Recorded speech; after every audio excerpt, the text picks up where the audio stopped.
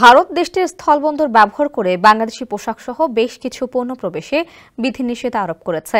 দেশটির বাণিজ্য ও শিল্প মন্ত্রণালয়ের বৈদেশিক বাণিজ্য অধিদপ্তর ডিজিএফটি এক বিবৃতিতে এই তথ্য জানিয়েছে। এতে বলা হয়েছে, বাংলাদেশের কিছু নির্দিষ্ট পণ্য ভারতের স্থলবন্দর দিয়ে আসায় বিধিনিষেধ আরোপ করা হয়েছে। এটা তাৎক্ষণিকভাবে কার্যকর হবে বলেও ওই বিবৃতিতে জানানো হয়। তবে ভারত হয়ে নেপাল ও ভুটানে যেসব পণ্য রপ্তানি করা হবে সেগুলোর ক্ষেত্রে এই বিধিনিষেধ কার্যকর হবে না। এদিকে স্থলবন্দর ব্যবহারে ভারত বিধিনিষেধ আরোপ করলেও দেশটির নাভা, শেফা এবং কলকাতা সমুদ্রবন্দর দিয়ে পণ্য পরিবহনে বাধা নেই বাংলাদেশে। যমুনা ইলেকট্রনিক্স ঈদে ডাবল খুশি অফার সিজন 3, যে কোনো পণ্য কিনলেই পাচ্ছেন নিশ্চিত ঈদ উপহার।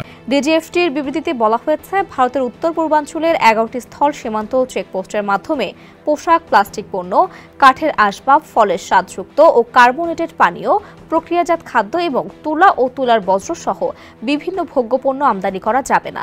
তবে স্থলবন্দর দিয়ে বাংলাদেশের মাছ, এলপিজি, ভোজ্য তেল এবং চূর্ণ পাথরের ক্ষেত্রে নিষেধাজ্ঞা কার্যকর হবে না। ভারতের বাণিজ্য মন্ত্রণালয়ের অধীনস্থ directorate general of foreign trade এই বিধিনিষেধের আনুষ্ঠানিক ঘোষণা দিয়েছে।